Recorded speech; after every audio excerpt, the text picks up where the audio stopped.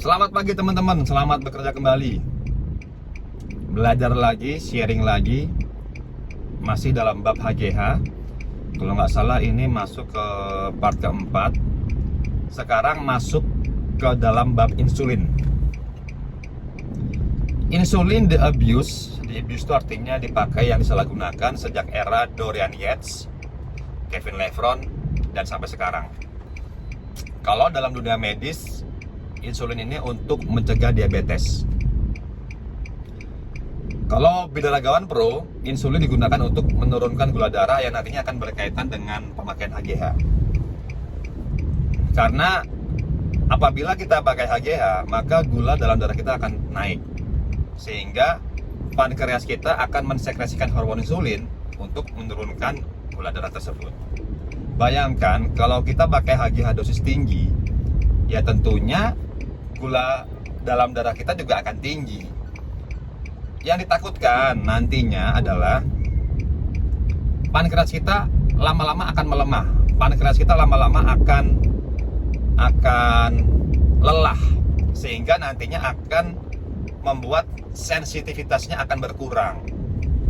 Untuk itulah binaragawan pro mensuntikan insulin agar pankreas terbantu dalam menurunkan gula darah.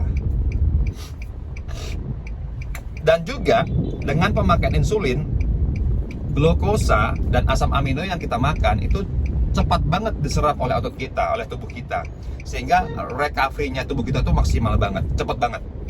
Tetapi kalau disalahgunaan, ya udah, disalahgunakan selesai hidup kita, mati bisa-bisa. Jadi gini teman-teman, insulin adalah salah satu drug yang disalahpahami oleh binaragawan karena dianggap tabu. Padahal kalau kita memahami, atau teman-teman binaragawan memahami insulin, seluk-beluknya dipahami, ini bagus banget. Bagus untuk kesehatan tubuh kita selagi kita dalam menggunakan steroid. Jadi ini teman-teman, penjelasan tentang insulin di awal, karena penjelasan insulin nanti panjang banget. Stay tune terus, esok saya bahas lagi. Thank you. Ya, tadi habis ngajar, mau latihan, badan masih lemes karena kemarin habis leg day maksimal, jadi jangan dipaksain, hanya kardio aja lah 30 menit. Nanti sore baru latihannya. Oh, mega arginin. Nah, ini biasa whey isolate dari Cytec. Nanti mau dibuat sama saya tadi bawa telur. Nah, ini buat dimakan nanti. Ini telur rebus, tadi udah ngerebus telur buat sarapan. Tapi dibuat makan setelah ngajar aja, sama setelah kardio. Nyantai dulu.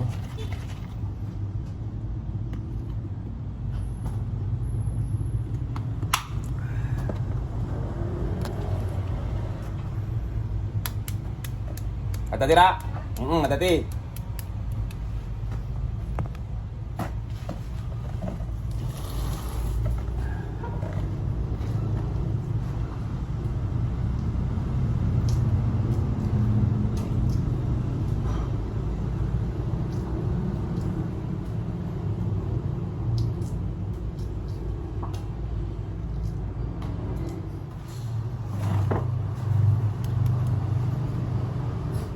Ada pertanyaan bagus.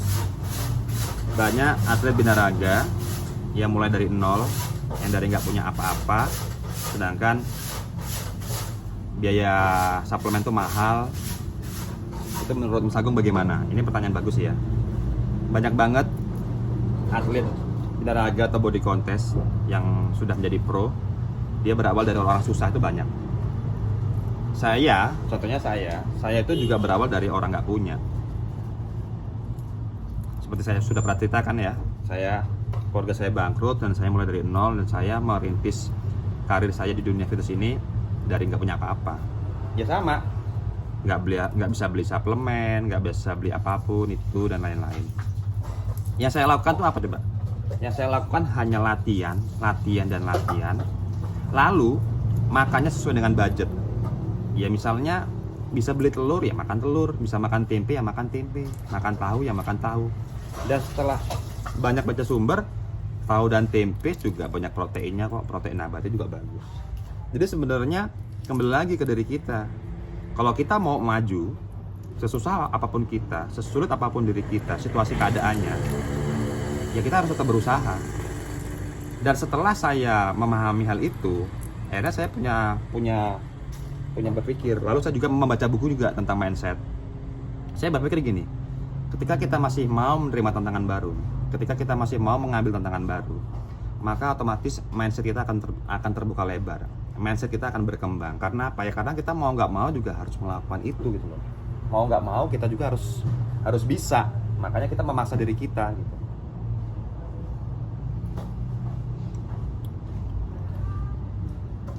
Saya berawal dari dulu kerja sebagai trainer juga. Ya kerja 8 jam kerja.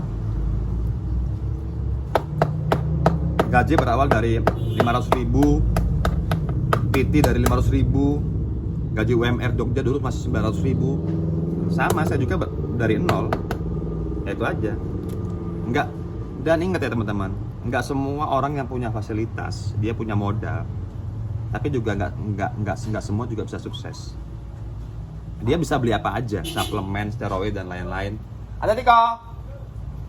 Tapi kalau motivasi dalam diri dia nggak ada, buat menjadi lebih baik, ya nggak akan bisa maju. Jadi itu tadi teman-teman, kita berkompetisi terhadap diri kita dan orang lain.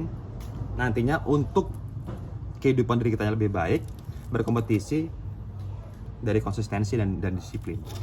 Jadi semoga apa ya yang saya bilang ini bisa menjadi motivasi teman-teman semua yang masih mengawali semua dari nol gitu. Lalu ada juga begini, ada yang bilang, wah dia kan disupport ini dan lain-lain. Mohon maaf saya bilang ya, oh dia punya jadi simpanan, atau mungkin dia simpanan tante-tante, atau dia mungkin simpanan om-om dan bla bla. Kembali lagi teman-teman, semua adalah pilihan masing-masing ya. Semua adalah pilihan masing-masing. Terus sih haknya masing-masing. Saya nggak mengejudge-nya. Saya tidak mau menghakimi karena saya juga bukan orang yang pantas untuk menghakimi. Tapi saya mau bilang begini. Segala sesuatu yang diraih dengan susah payah, yang benar-benar susah payah tanpa adanya kemudahan, walaupun dia step by step, itu hasilnya akan lebih baik. Percaya deh, itu pasti hasilnya akan lebih baik. Karena di samping perjuangan kita itu terdapat pengalaman yang benar-benar pahit, dan itu akan menjadi modal kita untuk sukses. Itu teman-teman. Pokoknya semangat terus, konsisten dan disiplin. Mantau suasana Misfit di sore hari menjelang senjanya nih. Udah lumayan, udah mulai ada kebersihan. Jadi nanti habis nge-gym, nanti bisa makan di resto atau ngopi, ngelihatnya embung. Atau juga kalau habis nge-gym, nanti bisa jogging mengelilingi embung tuh, luas banget. Jadi nggak bosan di treadmill.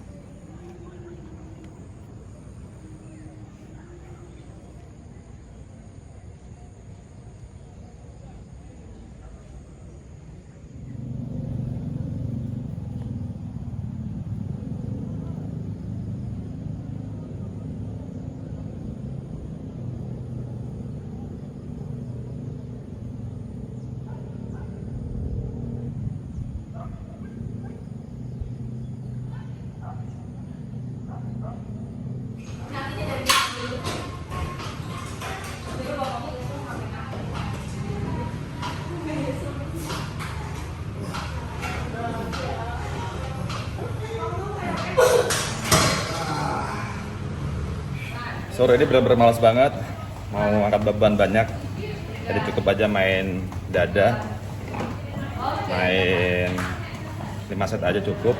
Kalau ini kardio nanti mungkin 20 menit aja, dan juga nanti habis itu sauna, istirahat. Kayaknya badannya memang minta istirahat, jadi biar nggak terlalu capek.